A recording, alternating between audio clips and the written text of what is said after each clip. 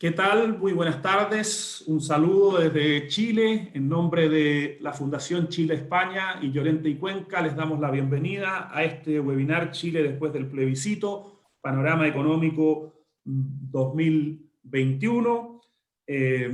Vamos a dar unos minutitos porque hay gente que está entrando a la transmisión. Ya verán que están en pantalla quienes han tenido la gentileza de acompañarnos. Carlos Molina, presidente de la Cámara de Comercio de Santiago, perdón, de la Cámara de Comercio Española en Chile, George Lever, de la Cámara de Comercio de Santiago, y Alejandro Alarcón, académico, destacado economista y director de empresas. Se nos va a unir la gente de la Fundación Chile-España en un segundo, su presidente Emilio Gil Olmo y Ángeles Osorio desde Madrid, y esperamos tener una buena conversación respecto de lo que va a ocurrir y de lo que está ocurriendo en Chile, especialmente para nuestros amigos españoles que quieren saber cómo viene la mano, como decimos en buen chileno. Vamos a dar un minutito para que entre el resto de la gente que está empezando a incorporarse, y partimos entonces con una breve introducción del calendario electoral y luego el saludo desde España y la intervención de nuestros panelistas.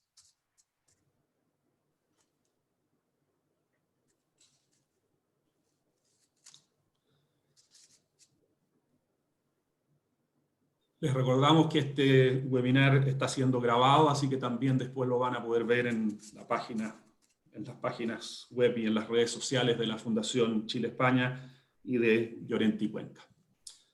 Partimos entonces. De nuevo los saludo, muchas gracias por acompañarnos a quienes están en Madrid, a quienes están en Santiago. Chile después del plebiscito, panorama económico del 2021. Un esfuerzo para poder contar lo que va a venir después de la elección de proceso constituyente que inauguramos el 25 pasado. Como todos ustedes deben saber, el 25 de octubre pasado en Chile se llevó a cabo este plebiscito en el que ganó mayoritariamente la opción apruebo para una nueva constitución y la opción convención constituyente para elegir a los representantes de la ciudadanía, quienes serán los encargados de redactar esa nueva constitución. Les cuento un poquito el panorama electoral que tenemos para el 2021. Los candidatos a constituyentes deben presentar sus candidaturas el 11 de enero próximo, o sea, como dirían ustedes, a la vuelta de la esquina. El 11 de abril se eligen los candidatos a constituyentes en el mismo día que además se van a elegir alcaldes, concejales, el equivalente a vuestros ayuntamientos, y por primera vez en la historia de Chile se van a elegir democráticamente los gobernadores regionales, una figura que no existía, que es más o menos equivalente a lo que son los presidentes de las autonomías de ustedes en España. Aquí, hasta ahora, los intendentes regionales, que así se llaman, son designados por el presidente de la República. A partir de esta elección de la Convención Constituyente, los constituyentes, valga la redundancia, tienen que constituirse y tienen 9 meses para redactar una nueva constitución, prorrogable por 3 meses más. Es decir, en el plazo de un año vamos a tener una nueva constitución que va a ser sometida a plebiscito, a lo que se llama el plebiscito de salida, la opción apruebo o rechazo, por la ciudadanía en una fecha que todavía no está estipulada, pero que será con toda seguridad dentro del primer semestre del 2022. Luego, Carlos Molina nos va a hablar más de cómo va a funcionar la convención constituyente, los reglamentos, etc. Contarles simplemente que entre medio de ese proceso, el 2021 va a estar cargado de elecciones. Como yo le decía el otro día a Ángeles Osorio, vamos a tener un festival de elecciones, porque aparte de las que ya les conté del 11 de abril, hacia fines de año, en noviembre, vamos a tener elecciones de senadores y diputados, se renueva la mitad del Senado y toda la Cámara de Diputados, o sea, elecciones de parlamentarios, y elecciones presidenciales que lo más probable es que, de acuerdo a la ley chilena, se define con una segunda vuelta. Así que el próximo año vamos a estar muy entretenidos yendo a votar varias veces durante el transcurso del año. No quiero latearlos más, quiero dejar con ustedes para que haga la presentación al presidente de la Fundación Chile-España, mi querido amigo Emilio Gil Olmo. Qué gusto de volver a verte, Emilio, aunque sea a la distancia. Un fuertísimo abrazo virtual. Igualmente, Pancho, un auténtico placer verte de nuevo después de tanto tiempo. Te veo en plena forma, lo que me llena de alegría. Está muy bien. Además, siempre has sido mucho más locuaz que yo, siempre has tenido mucha más facilidad de palabra que yo y he aprendido mucho de ti, o sea que te lo agradezco. Bueno, en primer lugar, quería darte las gracias por tus palabras y por los datos que nos has facilitado sobre las fechas del complejo proceso constituyente que ya ha comenzado en Chile. No cabe duda de que, como has dicho, el año 2021 va a ser fundamental para los chilenos. Además del proceso constituyente, van a ser llamados a las urnas varias veces para elegir a los gobernadores, a los alcaldes y a los concejales el 11 de abril y luego a elecciones presidenciales y parlamentarias el 21 de noviembre, si no estoy equivocado.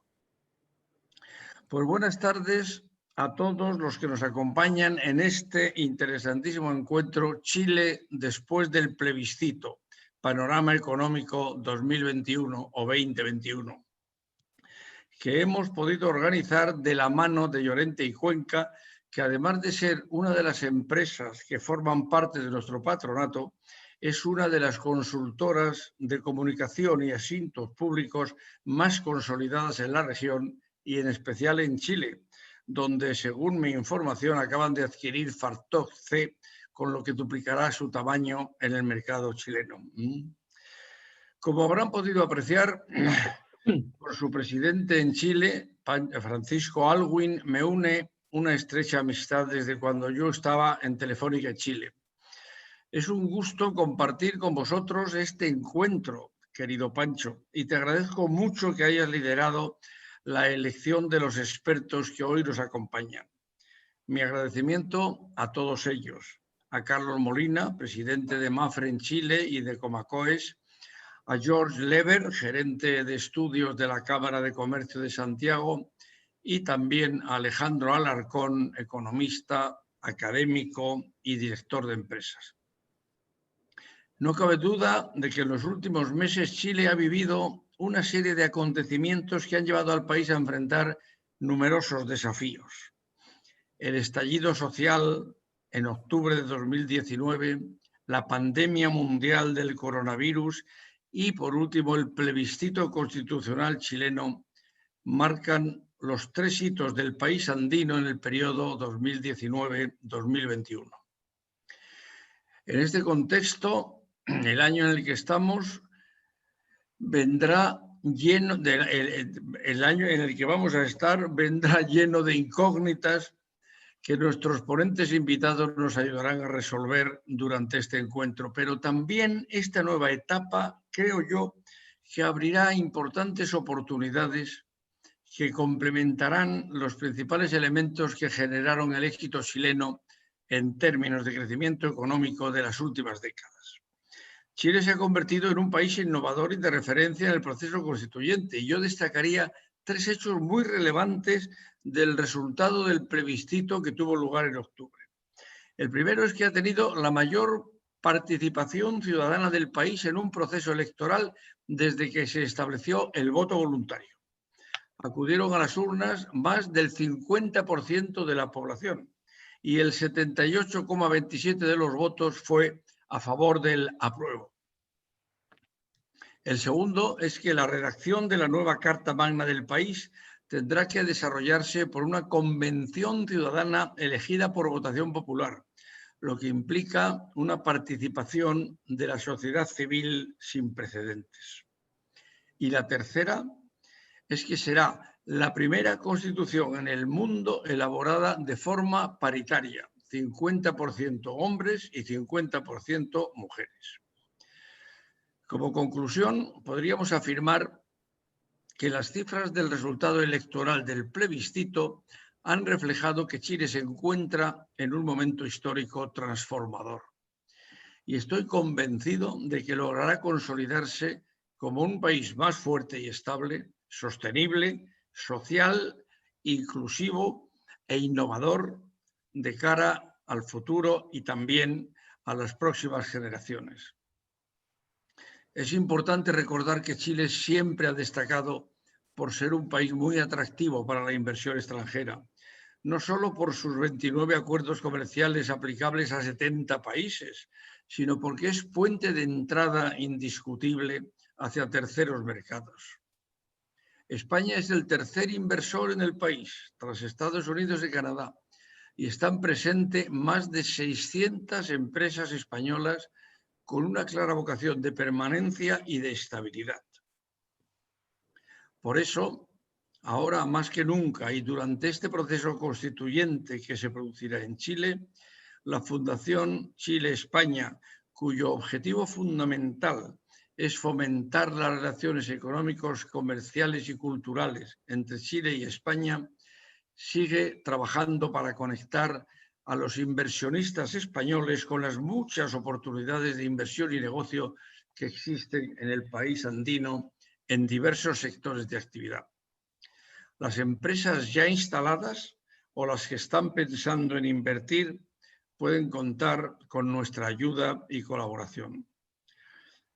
Para ello trabajamos muy estrechamente con instituciones públicas como por ejemplo Invest Chile, ProChile, DIRAC y por supuesto con la Embajada de Chile en España y con su embajador Roberto Ampuero y con entidades privadas como son las asociaciones empresariales transversales y sectoriales como SOFOFA o Comacois, que hoy nos acompaña. La cooperación público-privada juega un papel fundamental, no solo desde los gobiernos y las empresas, sino también con el impulso de instituciones como las nuestras, que sabemos actuar como mediadores entre los diferentes agentes económicos y sociales para poner en valor la competitividad de nuestras empresas. Les animo a los que hoy nos acompañan a que sigan invirtiendo en Chile.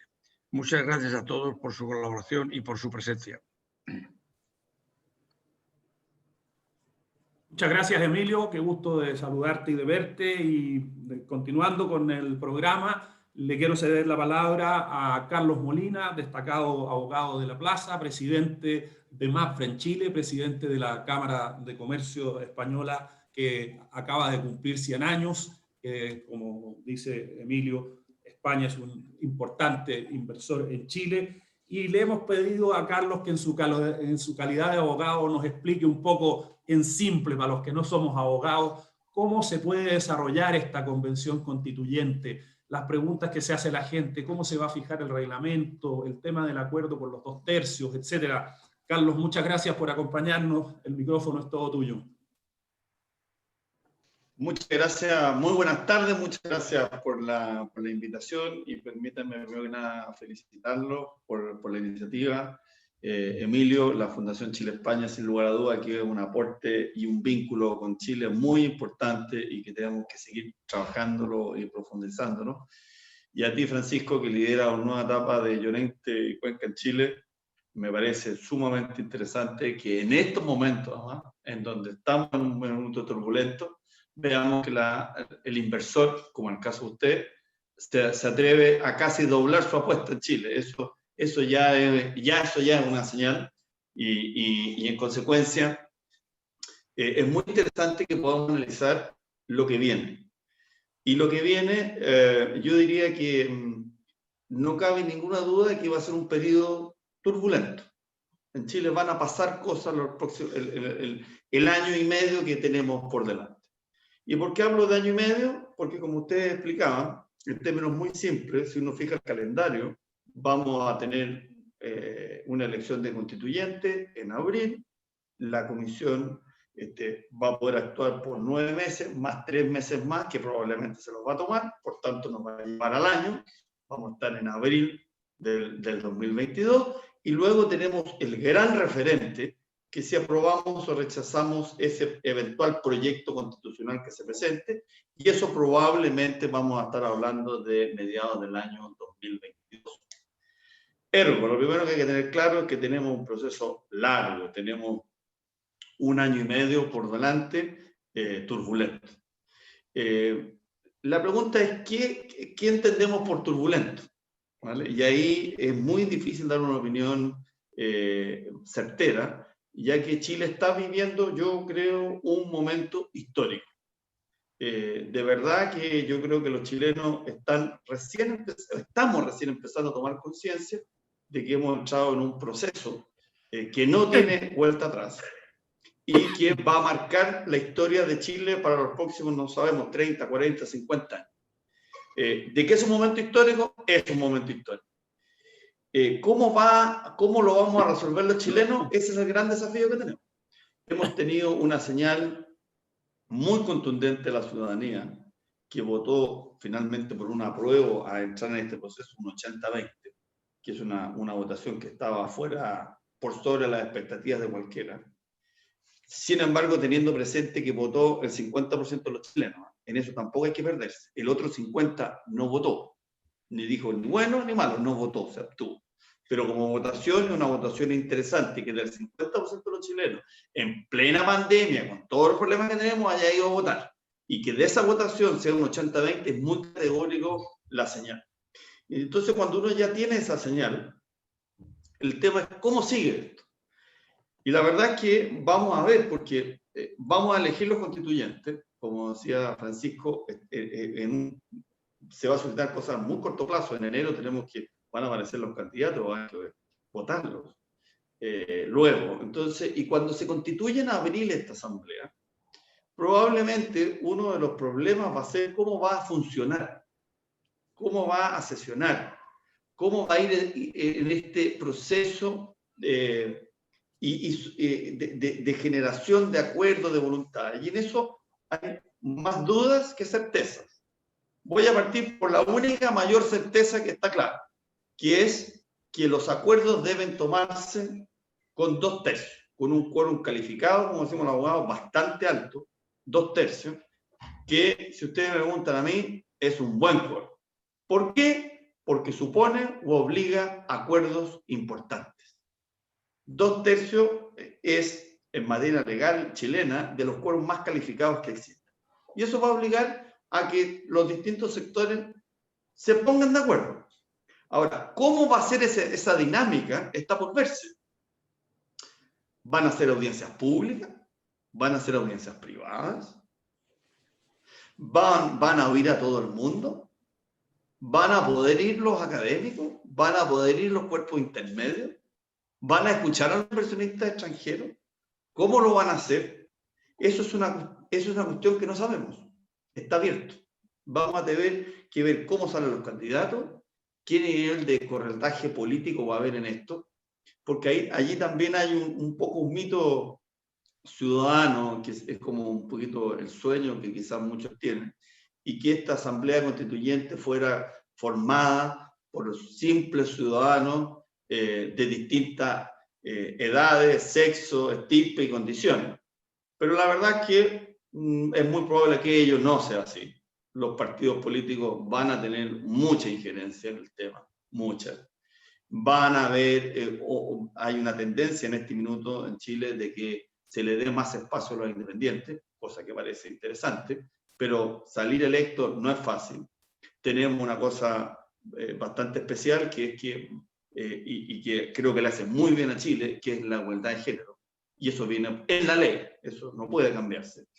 Que también le va a poner un componente fresco, creo yo. Y estamos discutiendo también un tema todavía de los pueblos originarios, que también es un gran tema y que quedó fuera. O sea, por eso hablé de que hay más incertidumbre que certezas. Pero en eso estamos, y ahí vamos. Yo creo que quiero apelar a la historia de Chile, que si bien no es muy larga, tenemos tan solo 200 años, pero si uno la mira con detención, lo que caracteriza a Chile es su actitud, su conducta republicana, ¿vale? Y eso yo creo que es interesante que lo veamos. Si vemos los últimos años en Chile, los últimos 40, 50 años, estoy incluyendo incluso el periodo de la dictadura que tuvimos en Chile, a pesar de eso, nos guiamos por la institucionalidad. Si ustedes piensan, fuimos de los pocos países en donde un dictador sale por la elección democrática. Eso dice mucho, muchísimo. Y todos lo respetamos y todos lo aceptamos. Y luego de eso Chile entró en un proceso de 30 años que fue realmente virtuoso. Yo creo que eso sería un poquito injusto decir que fue malo. Yo creo que fue muy bueno para Chile. Tuvimos un desarrollo, salimos de una pobreza de en torno a un 50%, y hoy día estamos hablando del 8, del 10, tenemos otro país. Pero efectivamente tenemos que el modelo probablemente se agotó. Y como todas las cosas no duran por siempre, y lo que tenemos que enfrentar los chilenos es un nuevo reordenamiento de las piezas. Y en ese sentido, por eso hablo de que vamos a tener un año y medio de mucha discusión.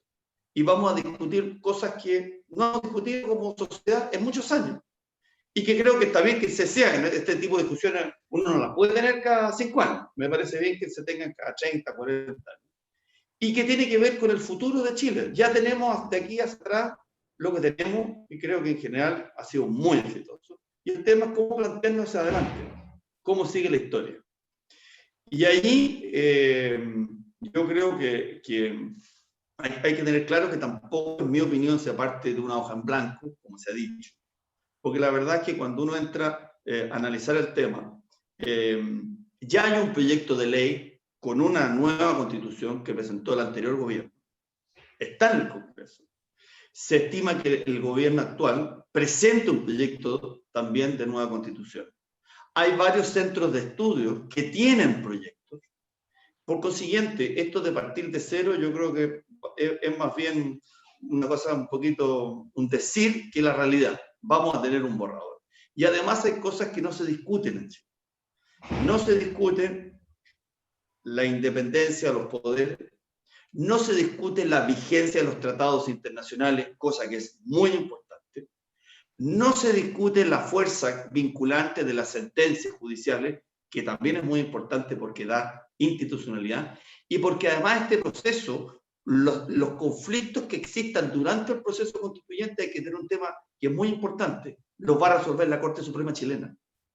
Y eso es un dato muy importante. O sea, ¿y por qué digo que es importante? Porque marca una pauta que vamos a recurrir a la institucionalidad que tenemos para crear una nueva institucionalidad. ¿Qué va a salir de ahí?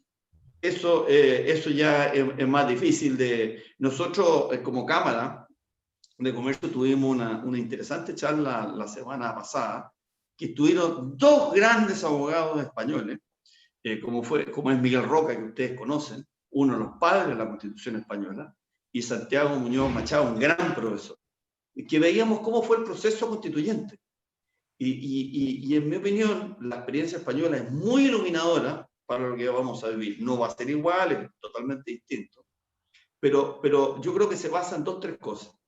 En el respeto entre los ciudadanos, en el respeto de la institucionalidad y en que seamos capaces de llegar a acuerdos.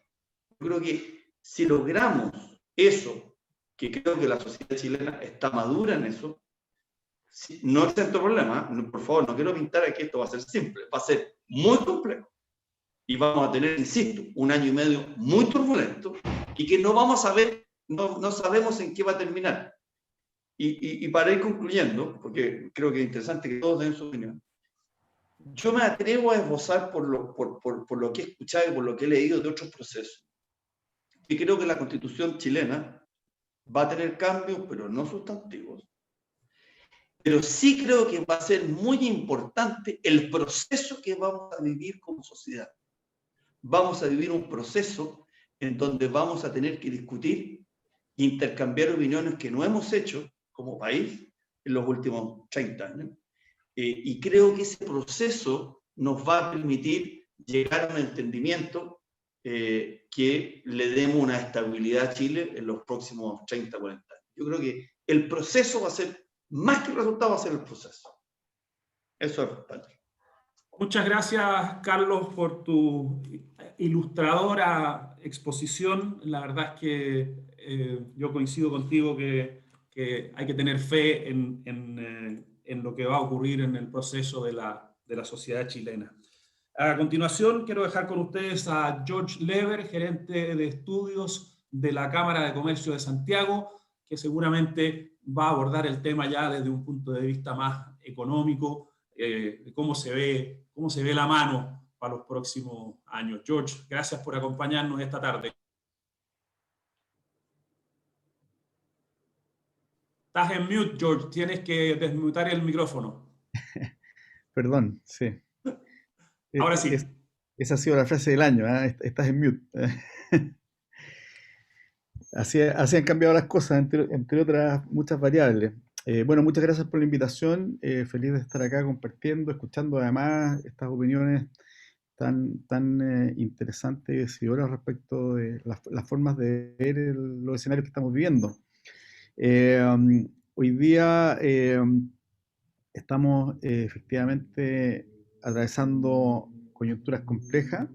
Hacia adelante viene con una cuota no menor de incertidumbre. O sea, ya uno de los primeros datos que hay que tener presente es que más allá de qué tan rápido y de qué forma termine este proceso pandémico, han aparecido la economía ha tenido que forzadamente ir aprendiendo a rebalancear riesgos, ¿no es cierto? Nosotros ya habíamos tenido una probada de eso de alguna manera el año 2019 en medio del estallido social, que incorporó factores de riesgo de una manera mucho más evidente, como por mencionar solo algunos, por ejemplo, el riesgo de daño contra la propiedad privada, por ejemplo, en el caso del sector comercio, esto de destruir base productiva, destruir capital, digamos, de una forma así tan, entre comillas, no quiero exagerar, pero tan fácil, digamos, tan rápida, es algo que no está dentro de los cálculos de los factores de riesgo en la forma en que se toman decisiones de negocio, ¿no es cierto? Y ahora aparece el factor pandémico, eso también nos obliga a incorporar al análisis esa vertiente de riesgo, ¿no es cierto?, como un factor que tiene que estar presente en nuestra evaluación. O sea, hoy día las decisiones de toma de inversiones tienen que hacerse cargo de esta nueva relación, ¿no es cierto?, de este nuevo elemento que aparece, ¿verdad?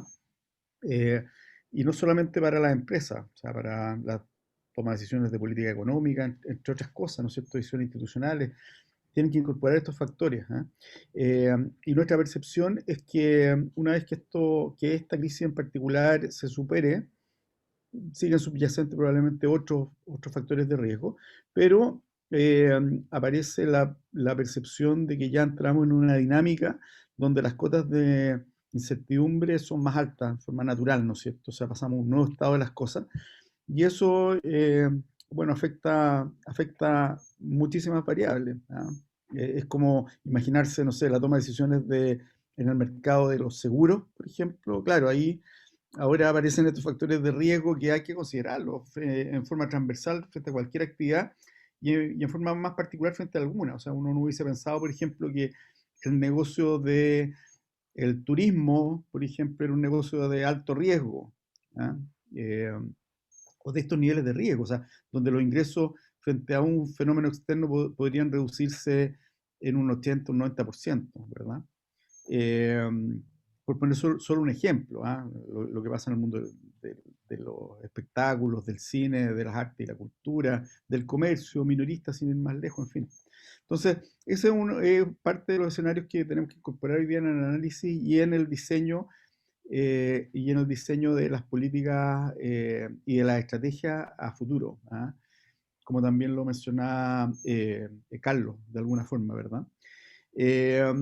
Nosotros vemos algunas variables que son más preocupantes que otras. En general, cuando uno hace este ejercicio, termina un poco sobrepreocupado tal vez porque analizar estos factores es analizar factores que en su mayoría son factores negativos que nos han golpeado a nivel transversal, digamos, en el mundo. Y por lo tanto, hay pocas buenas noticias, pero las buenas noticias vienen también por el lado que mencionaban anteriormente respecto de mirar hacia el futuro con más optimismo en términos del desafío que esto implica, de cómo uno sale bien parado y fortalecido de estos procesos, ¿verdad?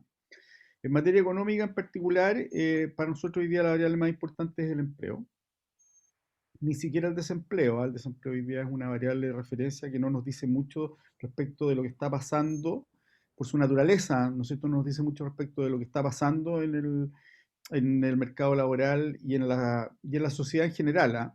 Que es esta enorme pérdida de puestos de trabajo que en algún minuto llegó a alcanzar a 2 millones de personas, eh, y que en su mayoría se retiraron del mercado laboral. Es decir, perdieron su empleo, no tenían posibilidad de encontrar o de salir a buscar trabajo, y por lo tanto dejaron de buscarlo. Desde el punto de vista estadístico, desaparecieron de la fuerza de trabajo, ¿no es cierto? Y por lo tanto las tasas de desempleo no aumentaron tanto como pudo haber sido, digamos, al 20 o hasta el 30%, digamos, ¿ah? Pero el empleo sí cayó muy violentamente, ¿no es cierto? La fuerza de trabajo también, como decía ahora. Y una de nuestras principales preocupaciones es cómo vamos a abordar eso, porque muchos han hablado de esta famosa trayectoria de la B corta, o sea, en términos de que cuando ocurre un fenómeno como este, un terremoto, una pandemia, o sea, algo puntual, que aparece por un estímulo y luego desaparece una vez que el estímulo desaparece o se controla, por ejemplo, una vacuna, eh, uno lo percibe como una fractura en el tiempo, pero que luego se recupera, ¿no es cierto? Y se normaliza la actividad, es un poco como el modelo de China, ¿no es cierto? China tuvo un mal primer trimestre, pero el segundo trimestre ya estaba creciendo nuevo, mientras todo el resto del mundo se estaba contrayendo y estaba entrando en recesiones, ¿no es cierto? Bueno, en términos de actividad, es probable que nos pase algo parecido, es decir, los últimos meses hemos visto, si bien el IMASEC todavía está en rango negativo, está mucho mejor en términos de nivel que lo que tuvimos los meses más complejos, como mayo, por ejemplo, ¿no? Eh, pero en materia de empleo, y ahí es donde está la preocupación que yo estaba señalando, nuestra percepción es que esta recuperación que vamos a ver en general en la economía no se va a dar con la misma intensidad en materia de empleo. Cuando hay una crisis profunda o importante, por mucho que sea breve, se ve muy dañada la base de empleo y se tiende a recuperar lentamente, pero en este caso en particular, nuestra preocupación, y ahí es donde está no solamente este riesgo, sino que además está el desafío, nuestra preocupación es cómo vamos a solucionar nuestro problema estructural en el mercado laboral. Y, y dado que tenemos pocos minutos, yo creo que está bueno que vayamos intercambiando opiniones, ¿no es cierto? Me voy a concentrar solamente en ese factor, ¿ah? En este par de minutos que me quedan. Estructuralmente, lo muestran los datos, de hecho, pero mucho más lo muestran las tendencias que uno percibe en el día a día. Estructuralmente, nuestro país ha ido haciendo cada vez menos intensivo en empleo, más intensivo en capital y menos intensivo en empleo, que también es un fenómeno global, ¿ah? Es decir, a medida que aparece la economía digital, la economía de la información, uno de los grandes resultados de ese proceso o esta revolución es que aparecen factores como la automatización, por ejemplo, que permite que se hagan las cosas de otra forma, se roboticen las plantas productivas, en fin, los sistemas de ayuda al cliente, entre muchas otras cosas, de los sistemas de planificación, programación, de ejecución, de operación, en fin. Y eso de alguna forma le va quitando participación, va reemplazando empleo, ¿no es cierto? Y ese empleo no necesariamente tiene fuentes laborales a las cuales recurrir en el cortísimo plazo, ¿verdad? La economía digital eh, eh, seguramente va a ser una gran generadora de empleo, pero inicialmente estas grandes transformaciones, sobre todo cuando vienen de la mano de automatización, tienden a destruir empleo. Entonces, se nos juntó ese proceso, que es un proceso más estructural que lleva varios años en desarrollo, con un mercado laboral que institucionalmente, digamos, tiene un retardo importante de décadas, digamos, nuestras regulaciones laborales requieren urgentemente, hace años, en realidad no hoy día, requieren una modernización. Y en realidad todos los últimos movimientos que ha habido, que no han sido tantos, digamos, en la institucionalidad del mercado laboral, ha apuntado más bien en la dirección contraria, digamos, en hacer más rígido el sector trabajo y por lo tanto, lo pongo en términos súper económicos, digamos, para simplificarlo, ¿eh? Lo ha hecho cada vez más rígido y por lo tanto más caro en relación al capital. Y como naturalmente el trabajo se viene haciendo más caro frente al capital por el hecho de que el capital se hace mucho más eficiente por todo este tema de la revolución digital, bueno, más perjudicado todavía y menos probabilidades menos capacidades de generar empleo tiene el mercado. Entonces nos encontramos en medio de ese proceso con una pandemia que nos obliga a quedarnos en nuestras casas y que nos obliga a prescindir, a las empresas las obliga a prescindir de sus trabajadores, ¿no es cierto? Se juntan esos factores y por lo tanto nos plantea un escenario que va a ser, yo creo, una de las grandes temas en materia económica el 2021 es cómo logramos activar la creación de empleo. Y seguramente vamos a ver muchas políticas públicas, pero nos gustaría ver también muchas políticas privadas que apunten a fortalecer, bueno, uno, la resiliencia, ¿no es cierto?, frente a la crisis, es decir, lograr sortear estos meses o trimestres difíciles para personas que pierden su empleo, pero por otra parte, potenciar las capacidades de la economía para generar empleo. Eso pasa necesariamente por potenciar la capacidad, el crecimiento potencial de la economía, ¿verdad?, en momentos difíciles. Pero por otra parte, pasa por tener cierto tipo de políticas estratégicas específicas para facilitar la probabilidad de que una empresa necesite contratar más trabajadores, ¿ya? Y ahí yo creo que es donde están los grandes desafíos, ahí es donde tenemos que concentrar nuestra mirada, porque eso va a ir de la mano con, tiene mucho que ver, está correlacionado con la capacidad de recuperar la inversión, y tiene mucho que ver con la capacidad de generar una recuperación sustentable de las actividades de consumo interno que son tan importantes en nuestro país.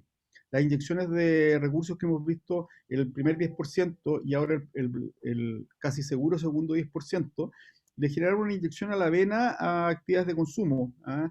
El volumen de recursos, en torno al 6% y más de cada uno de los retiros del PIB, evidentemente que activó la economía y nuestros números hoy día son mucho mejores de los que hubiésemos tenido, de los que veníamos trayendo en meses anteriores. ¿Ah? Pero eso, igual que esos recursos, en la medida en que son gastados, por ejemplo, en consumo de bienes, eso se va agotando en el tiempo, se va destruyendo un patrimonio, digamos, de las personas que son sus ahorros para la vejez, ¿no es cierto? Eh, y una vez que eso pasa, que pasa ese gasto y se consumen esos recursos, aparece nuevamente la necesidad y aparece nuevamente la situación de liquidez de los hogares y por lo tanto hay que volver a abordarla. Y mientras sigamos haciendo con medidas de cortísimo plazo, eso no nos va a llevar a ninguna parte, digamos, nos va a llevar a que se vaya profundizando la crisis social. Entonces, para terminar, yo creo que nuestro desafío es fortalecer nuestra capacidad de generación de empleo. Para eso hay que ser muy creativo, digamos, pero lo primero es políticamente demostrar la intención de que queremos hacer eso, tanto en las instituciones del Estado como en las instituciones privadas. ¿Ah? Ese yo creo que es el gran desafío. Yo soy optimista respecto de la búsqueda de soluciones, ¿ah? Pero es algo que hay que enfrentar. Muchas gracias, George, por tus interesantes reflexiones. Continuamos con este webinar que estamos realizando en conjunto con la Fundación Chile-España y Llorente y Cuenca, analizando el panorama económico del 2021 post-plebiscito. Y para eso nada mejor que escuchar a Alejandro Alarcón, destacado economista, académico, director de empresas. Muchas gracias, Alejandro, por acompañarnos esta tarde y te escuchamos para saber cómo crees tú que viene la mano. Bueno, muchas gracias, Francisco. Acepté solo porque soy amigo tuyo, si no, no habría aceptado. Y quiero agradecer a la Fundación, a la Fundación Chile-España y también a Llorente y Cuenca, el esfuerzo que están haciendo. Yo tengo una visión crítica de lo que está pasando en Chile. Tengo una visión crítica porque las bases de lo que se ha hecho durante 30 años quieren ser destruidas. Esa es la verdad. Yo he visto como grupos minoritarios en el país, y voy a hacer bien, voy a poner los apellidos, porque los grupos de extrema izquierda quieren echar abajo el modelo que nos ha dado tantas satisfacciones a los chilenos en estos 30 años desde que retornó la democracia. Y quiero hacer un homenaje en primer lugar al presidente Patricio Aylwin, que ya no está con nosotros, pero sí tenemos al hijo, ¿no es cierto?, que logró no solo tener un proceso de retorno a la democracia seguro, sino que durante 30 años beneficio para los chilenos. El ingreso per cápita creció 5 veces en 30 años. Entonces, por dar un estimador, por eso para mí es muy sorprendente cuando alguien habla de partir de cero, que Carlos lo contó al principio. Como todas las obras humanas, tienen que ser perfeccionadas, y en ese sentido, a mí me gusta más la reforma que los procesos de borrar completamente lo que se ha hecho.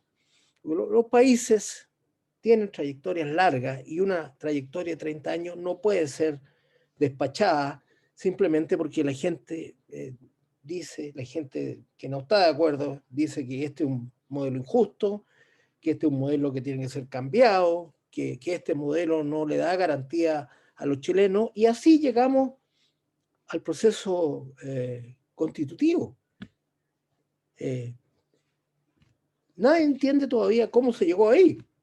Yo por lo menos no lo entiendo muy claro, porque realmente lo que había que hacer es, como decía todavía cuando estábamos en backstage al principio, había que hacer reformas, sin duda. Pero nos empezamos a encontrar con sorpresa. Por ejemplo, el 80% que sacó el apruebo tiene interpretaciones. Los grupos de izquierda, de extrema izquierda, han interpretado que eso significa simplemente que los chilenos rechazan la economía, el desarrollo que hemos tenido, y por lo tanto tiene que ser institucionalizado otro modelo. Les voy a decir algo, están totalmente equivocados, porque lo que el país ha obtenido es un amplio beneficio para amplios sectores. Es verdad que hay que mejorar muchos, pero el país ha mejorado sustancialmente, y con el apoyo del capital extranjero, entre ellos el apoyo de las empresas españolas, han logrado tener más servicios, más crecimiento, más apoyo para todos. Yo estaba anoche en un programa de televisión y pensaba, mientras me hacía las preguntas, pensaba que era increíble que no se valorara todo lo que se ha llevado a cabo en este país. Si Chile era el ejemplo de Latinoamérica, ¿para qué estamos con cosas? Pero acá hay dudas, y Carlos usó una palabra que tiene, no sé si exactamente la voy a producir, él habló turbulento. Le encuentro toda la razón, y ese es el gran desafío. Ahora, la crítica es que el gobierno ha sido débil. Perdónenme, el gobierno ha sido débil en una serie de aspectos que implican ceder espacios en partes donde no se puede ceder. Y anoche en ese programa, cuando me estaban, a propósito de una serie de hechos de violencia que ocurrieron la semana pasada en Santiago, donde fueron intentados quemar nada menos que Almacenes París. George la conoce muy bien porque es el sector del comercio. Y me decía el conductor anoche, junto con la gastronomía del famoso barrio Las Tarrias, donde llegaron energúmenos, que son una minoría, y hicieron arrancar a todo el mundo. ¿Qué es eso? ¿Qué es eso? ¿Cómo se pueden imaginar, por ejemplo, en España, que llegan al Paseo de la Castellana, ahí donde están las terrazas que le dicen, y llegan unas personas, en primer lugar encapuchadas, y lo hacen huir a todos? ¿Pero qué es eso? Eso es salvajismo puro. Ese es el gran desafío. El orden público, el Estado de Derecho, de lo que Carlos sabe mucho. El Estado de Derecho. ¿Por qué? Porque nosotros somos un país pequeño que tenemos que atraer capital. España y las empresas españolas nos han acogido. No solo es capital en la forma de inversión, también son flujos que entran para financiar una serie de actividades, financian a empresas en la forma de acciones, en la forma de bonos, financian, crean trabajo, etc. Entonces, hay tres formas para financiar la inversión. El ahorro privado, que en Chile es muy pequeñito. Chile nunca ha sido un país austero, más allá que segmento importante de la población todavía tienen ingresos bajos. El ahorro privado es chiquitito, y si no fuera por la AFP sería más chico, por el ahorro obligatorio. Después, ahorro del gobierno no hay. El déficit que está galopante y que vamos a tener un desafío muy serio para estabilizar las finanzas públicas en los próximos periodos. Y después tenemos el ahorro externo, que son los flujos de capitales, la inversión que viene desde el extranjero, ¿no es cierto? Y la inversión española. Adoramos la inversión española, porque han creado mucho trabajo en Chile, a través de distintos giros, desde bancos a empresas que están a cargo de las carreteras concesionadas y otras, y no quiero seguir nombrando para que después no me peguen. Entonces, yo les quiero decir que ahí está la esperanza. Y en el proceso constituyente, yo espero que se lleve con calma adelante, porque si salen los mismos, que son muy pocos, créanme que son pocos, pero a esos pocos los tienen que controlar. Perdóname, Pancho. Uno de los detenidos por la violencia tenía 145 detenciones anteriores. ¿Qué es eso? ¿De quién es la responsabilidad? Del gobierno y de los tribunales. ¿Cómo dejan que anden circulando personas que lo único que quieren es destruir? Entonces, ese es el gran desafío de Chile. El gran desafío es retomar la estabilidad política. Si no, nos van a pasar la cuenta los inversionistas. El capital extranjero ya nos bajaron el grado de inversión, nos bajaron de A a menos. Y si no retomamos la estabilidad, nos van a bajar más todavía. Necesitamos ese financiamiento para poder financiar la inversión. Porque George habló algo muy importante, dijo el empleo. Pero claro que es importante, porque si no hay inversión, no va a haber empleo sostenible en el futuro, no va a haber consumo sostenible. Esto que inventaron de hacer retiros de AFP, es horroroso, porque si las pensiones eran bajas, y recuerdo bajo la denominación del famoso estallido, se dijo que uno de los problemas fundamentales de Chile eran las pensiones. Pues eso estaba. Y se ingresó un proyecto de ley que duerme el sueño de los justos en el Senado de la República para mejorar las pensiones. Bueno, con lo que decía George, de que estamos usando fondos, ahorros, va a ser peor porque las pensiones van a ser más bajas, porque nadie sabe, nadie ha dicho cómo se van a financiar el hoyo que está dejando el primero y segundo retiro, que yo calculaba en unos 35.000 millones de dólares hacia el futuro. O sea, si eso no lo arreglan, no solo vamos a tener viejos con pensiones bajas, porque no las arreglan, las empeoran, sino que vamos a tener viejos pobres. Esos son los desafíos de Chile. El mercado de capitales, George habló muy bien del mercado laboral. Yo les puedo decir que el mercado de capitales es muy importante para Chile, porque no solo ingresa el capital por ahí, sino por la cantidad de servicios profesionales que da nuestros profesionales, sobre todo nuestros profesionales jóvenes. Me dicen, oye, ¿por qué está tan correlacionado el dólar con el peso chileno? Bueno, porque somos una de las economías latinoamericanas más integradas con Wall Street. Y cuando el dólar se debilita, nosotros revaluamos nuestro peso. Y al revés también. Por lo tanto, eso es lo que uno no puede desdeñar. La apertura financiera, la búsqueda de incentivos para que el capital extranjero venga al país, porque nosotros somos muy pequeñitos. Chile es un país muy pequeño y necesita la integración financiera de bienes y servicios, en general la integración con todos los países y en particular países como España, que han sido muy significativos en nuestro crecimiento. Yo dejo hasta ahí mi intervención y si hay preguntas, estaré encantado de contestarlas. Gracias, Francisco. Muchas gracias, Alejandro, por tus interesantes reflexiones. Sí, invitamos a los amigos que nos están siguiendo a que nos hagan las preguntas por el chat y ahora le paso la pelota al otro lado del charco a Emilio para que él presente a algunas personas que están esperando para hacer preguntas en el panel. Adelante, Emilio. Muchas gracias, Pancho. Ha sido la intervención de todo el mundo súper interesante. A mí, para abrir el coloquio y para animar a los demás a que pregunten, me gustaría hacer por lo menos una pregunta o dos, si me permite el moderador. La primera sería, la Constitución española, que fue una constitución de consenso, se elaboró entre 7 personas que estuvieron reunidos horas y horas representando diversas actitudes políticas y diversos partidos políticos, y esas 7 personas, después de bastante tiempo, dieron a luz un proyecto de constitución.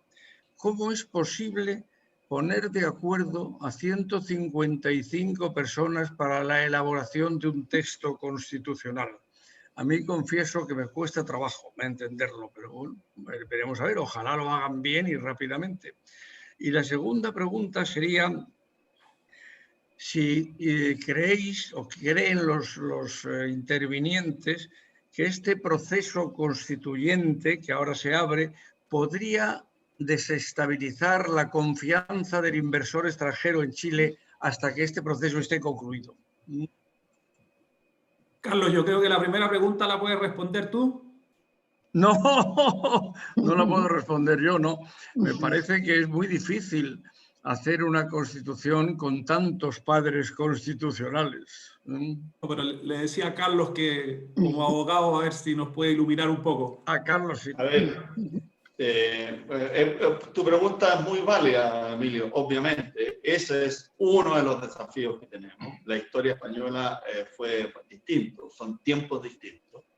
En los tiempos que hoy día corren, eso es impensado, que puedan juntarse 10 grandes jurisconsultos de distintas visiones y se sienten y se pongan de acuerdo. Aquí vamos a tener a lo menos 155, probablemente van a ser más, porque vamos a agregar quizás los pueblos originarios. Y de ahí la importancia que yo esbocé del acuerdo de los 2 tercios, que es un quórum muy alto. Si tú, Emilio, no llegas a un acuerdo sobre las distintas partidas, principios, derechos y obligaciones en la Constitución, simplemente no vas a tener Constitución. Y el efecto que eso tiene es que se mantiene la Constitución que tenemos hoy día en los términos que está hoy día. Y eso, aparentemente, por lo que uno ve, no va por ahí. O sea, como decía Alejandro, algunos vienen, mira, a mí me gustaría más que una nueva Constitución, me hubiese gustado hacerle cambio a la Constitución. Sí, probablemente. Y eso ya no fue, pero quizás lo sea. O sea, ¿en qué sentido? En que si no nos ponemos de acuerdo, nos quedamos con la Constitución que tenemos y ya todos sabemos que la Constitución se nos quedó corta. Vamos a tener que hacerle algunos cambios. O sea, dicho de otra manera, cambios van a haber. ¿Cómo se van a acordar? De ahí la importancia del quórum de los 2 tercios. Si se acuerdan con 2 tercios, quiere decir que hay una amplia mayoría que conviene en acordar y seguir en ese camino, ya sea en principio, en derechos, etc. Y si no, quiere decir que vamos a mantener la Constitución que tenemos y ahí veremos qué pasa. Finalmente eso sería, yo creo que muy malo al país porque se alargaría, ya el proceso es muy largo, como lo expliqué, ya es muy largo, vamos a terminar a mediados de 2022. Así que esperemos que eso no sea así. Los primeros indicios que hay es que no va a ser así. Yo creo que nos vamos a poner de acuerdo. Probablemente no en todo. Van a haber siempre 2, 3 temas complejos de ponerse de acuerdo, pero los otros no. Y quiero, perdóname Francisco, pero tú sabes, yo en mi calidad de presidente de la Cámara de Comercio Española no puedo soslayar el tema de la inversión, porque como Cámara, y ustedes lo saben perfectamente, somos el segundo o tercer inversor chileno, depende de cómo lo veamos, pero somos el más diversificado con distancia respecto a cualquier inversionista en Chile. Estamos en la banca, estamos en seguro, estamos en infraestructura, estamos en turismo, estamos en hotelería, estamos en tecnología, universidad, equipo de fútbol, y les puedo seguir nombrando 1000. Y somos inversores que nadie de los que están aquí vino a hacer un negocio e irse.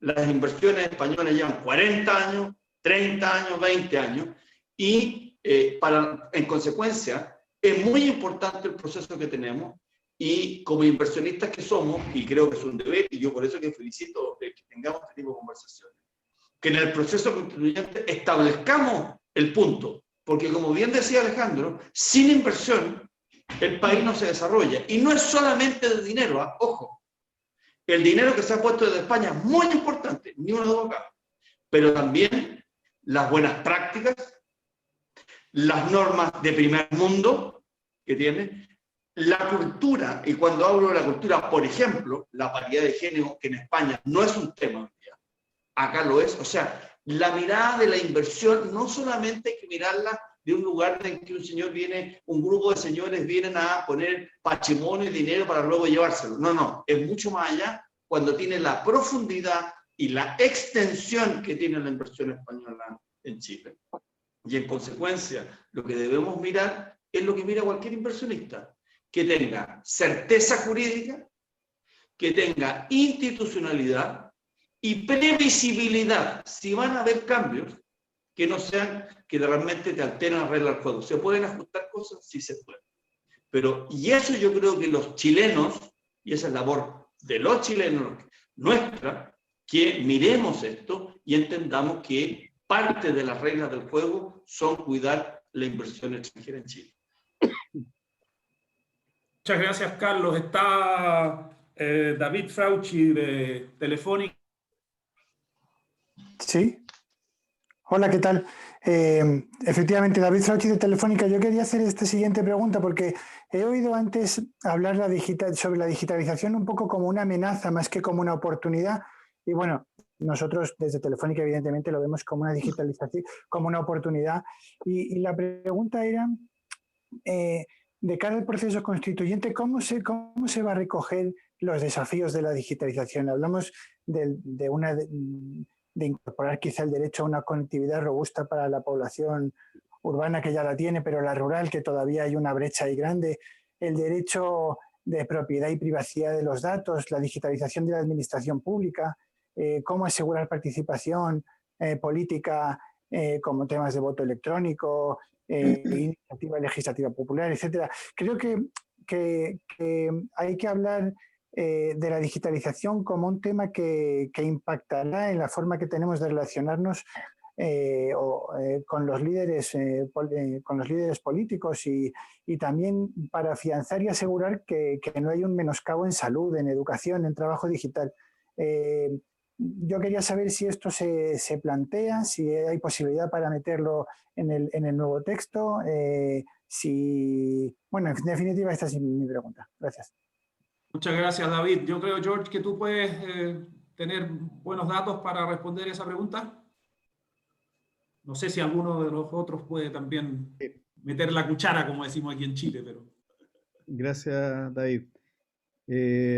Bueno, yo creo que explícitamente el tema no va a ser protagonista en lo digital en sí mismo. Yo creo que hay varios temas que tú mencionaste que están en su mérito y que hoy día quedan muy condicionados por esta revolución digital, ¿no es cierto? Concuerdo contigo en que la economía digital es una oportunidad, pero aparece en el corto plazo, mientras se desarrolla, aparece como una amenaza para algunos incumbentes, que pueden ser instituciones, empresas, personas, organizaciones intermedias, etcétera, ¿no es cierto? Cuando vuelvo al concepto de la destrucción de trabajo, por ejemplo, la automatización, eso, claro, esa persona que pierde su trabajo lo ve evidentemente como una amenaza.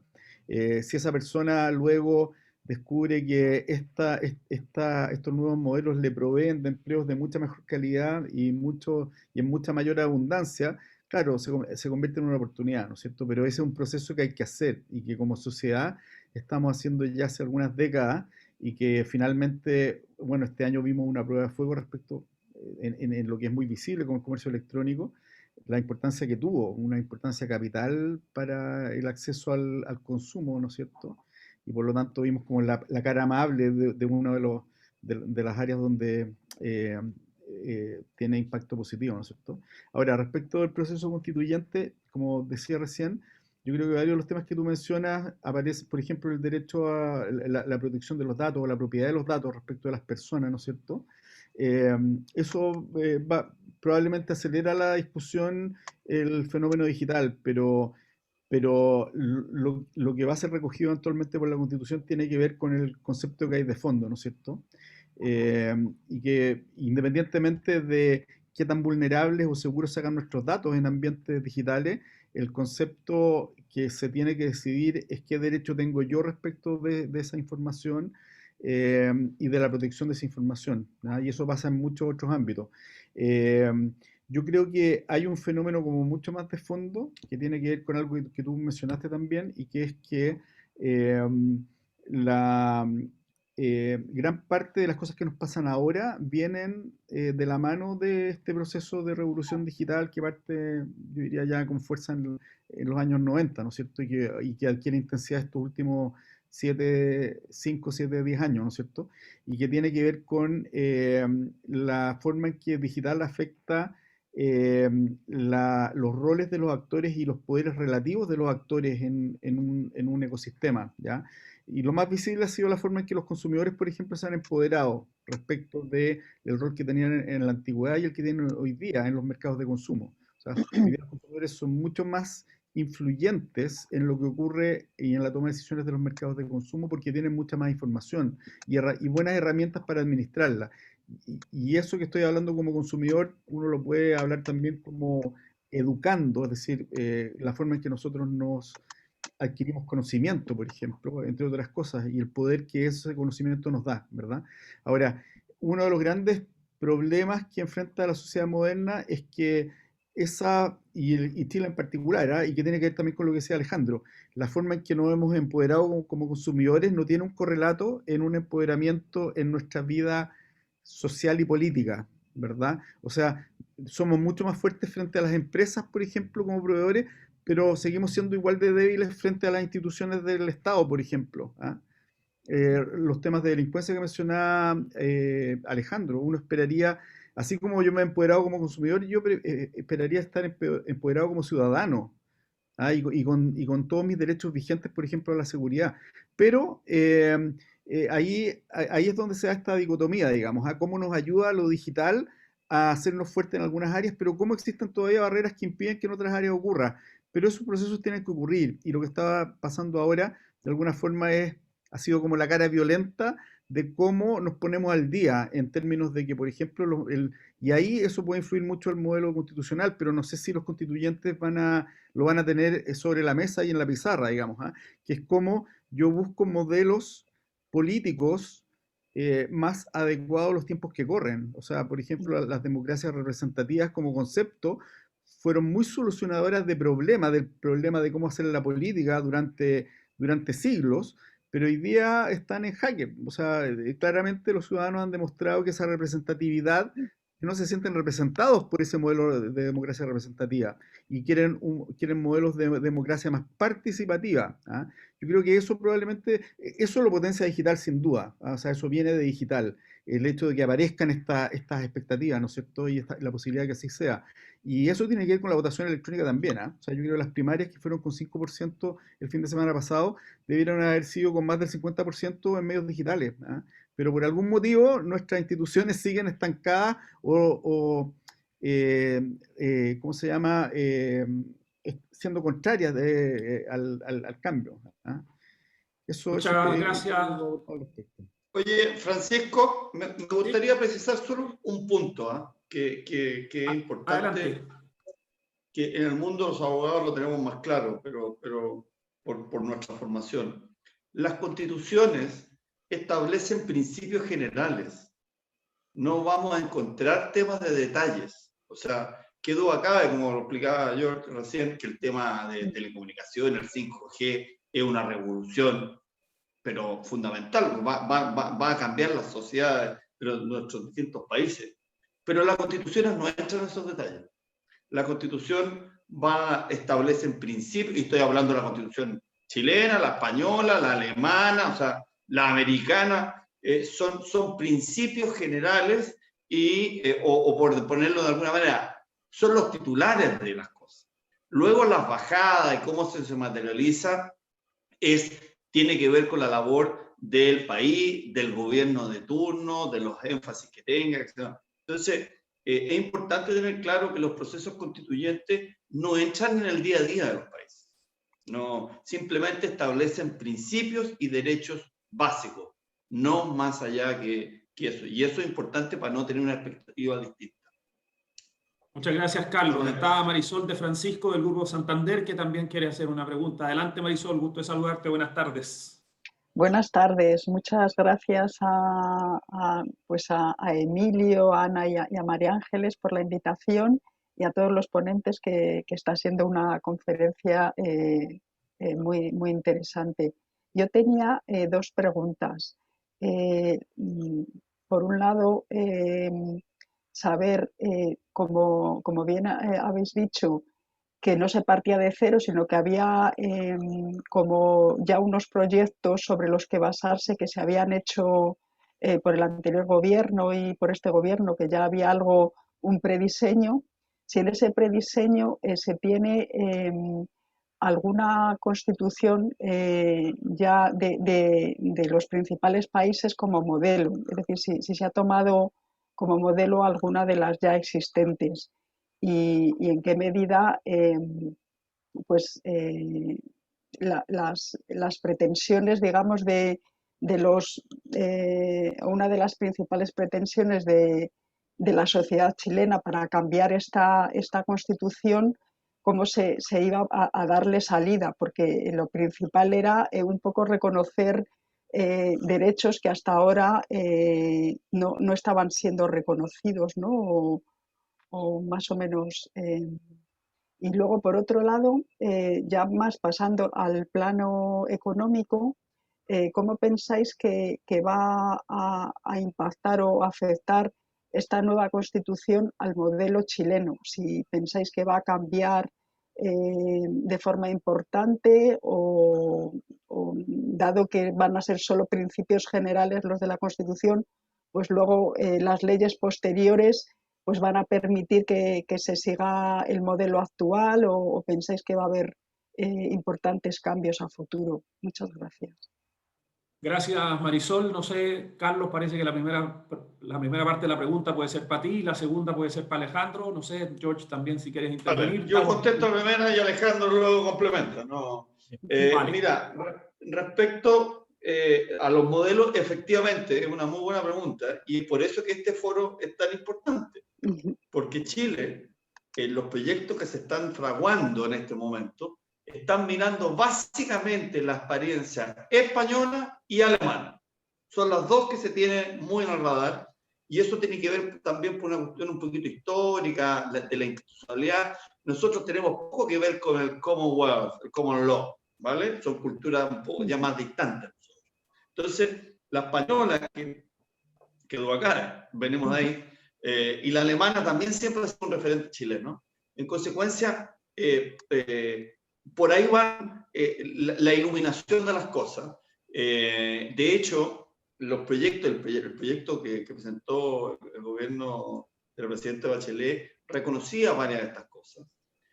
No hay grandes sorpresas, ¿vale? O sea, cuando digo no hay grandes sorpresas, yo lo he escuchado de gente de derecha y de izquierda, no se discute, no tengo idea, la independencia de los poderes, o no se discute la independencia del Banco Central, o no se discute el derecho de propiedad.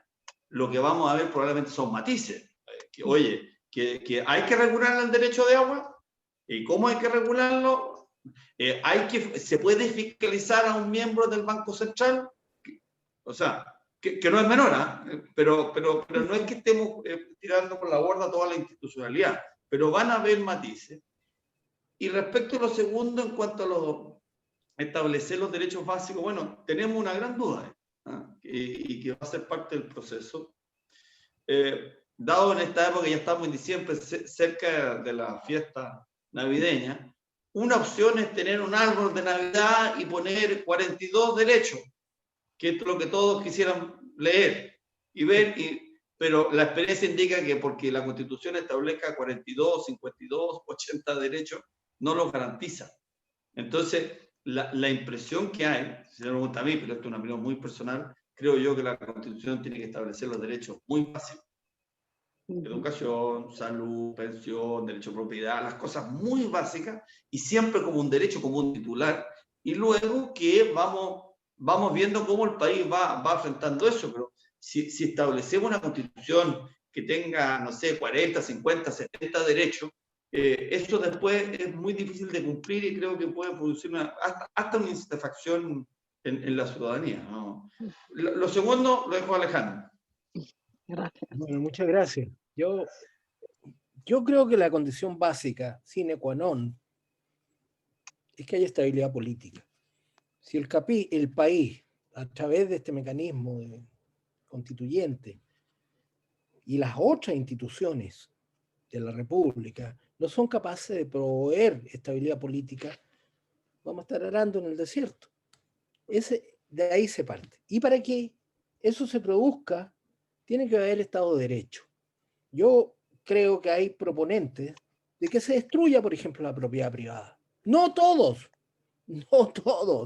pero con mucha fuerza y con mucho criterio. Yo creo que eso sería mortal.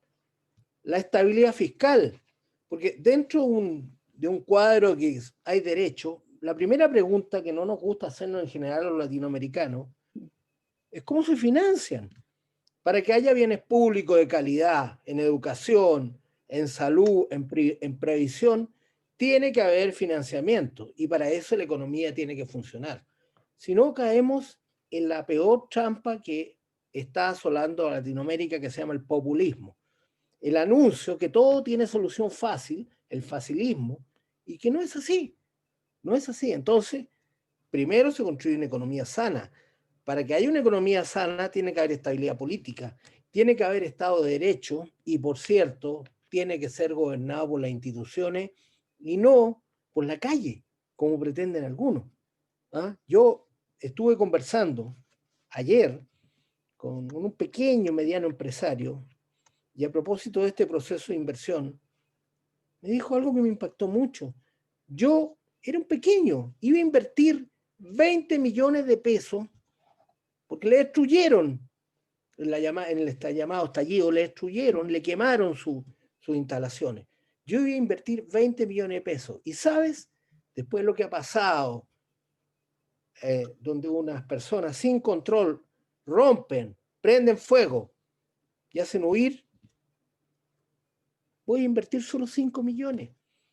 Y me decía muy bien alguien, oye, si fuera una regla de 3, si con 20 millones le das empleo a 4 más, con esto le va a dar empleo a 1. O sea, hay una correlación muy fuerte entre ese tipo de situación y lo que va a pasar con lo, muy bien dijo George, el problema más grave que tiene la sociedad chilena es el problema de la empleabilidad. El empleo es lo más grave porque eso deja sin sustento, sobre todo deja sin sustento a familias que lo único que tienen es su trabajo. Los más débiles de la sociedad, los más pobres, no tienen propiedades para renta, no tienen ahorro en el instrumento en el mercado de capitales, solo tienen su trabajo para salir adelante. Por lo tanto, yo creo que es fundamental que el modelo se ordene, cualquiera cambios que haya que hacer se harán, y lo más importante, estudiar claramente cuál es el impacto para los beneficios sociales que se pretenden dar y si tienen o no financiamiento. Muchas gracias, Alejandro. Oye, se nos ha pasado volando la hora. Yo no sé, cortito, George, si tú quieres decir algo, y si no, vamos a tener que ir cerrando en honor a respetar el tiempo, agradeciendo la participación de cada uno y de la gente que nos está escuchando. No, muy contundente la respuesta de mi querido amigo Alejandro, así que yo creo que ahí estamos perfectos. Muchas gracias. Bueno, muchas gracias a todos por acompañarnos. En nombre de la Fundación Chile-España y de Llorente y Cuenca, les damos las gracias especialmente a nuestros ponentes que nos acompañaron en el inicio de esta tarde. Perdón por la hora, porque sé que esta no era una muy buena hora para España, pero bueno, teníamos que compatibilizar lo de las 4 horas de diferencia. Muchas gracias, Carlos, por acompañarnos. Muchas gracias, George, por acompañarnos. Muchas gracias, Alejandro. Un abrazo grande a Emilio a la distancia. Y este webinar va a quedar grabado y lo vamos a poner en la página web de la Fundación Chile-España y también de Llorente y Cuenca, porque si alguien quiere consultarlo. Un abrazo a todos a la distancia y qué gusto de verte de nuevo, Emilio. Cordiales saludos a todos, cordiales saludos. Muchas gracias. Muy bien. Saludos, Amelia. Adiós, Francisco. Muchas gracias. Buenas tardes a todos. Buenas tardes.